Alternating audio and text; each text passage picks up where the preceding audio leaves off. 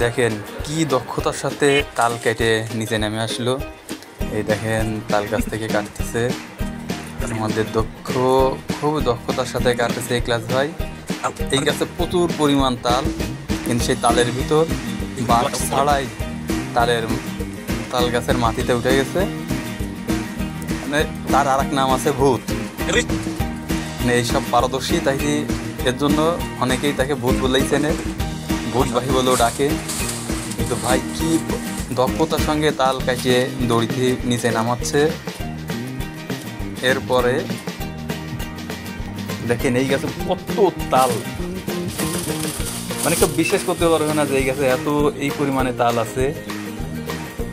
কিন্তু বাস্তবেই এক গাছেরই তাল। এটা আমার চাচার গাছ, আমি এই গাছ থেকে তাল কাটাইছি।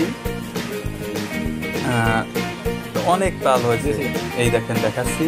দেখেন কত হয়েছে, 2 জায়গা ধোয়া, তারপর হচ্ছে যে ভ্যানের পরে ভ্যানে দেখালাম এটা। এরপর হচ্ছে মানে সাইজ করা, ছোট বড় মাঝারি 3টে সাইজ করে এখানে রাখেছি।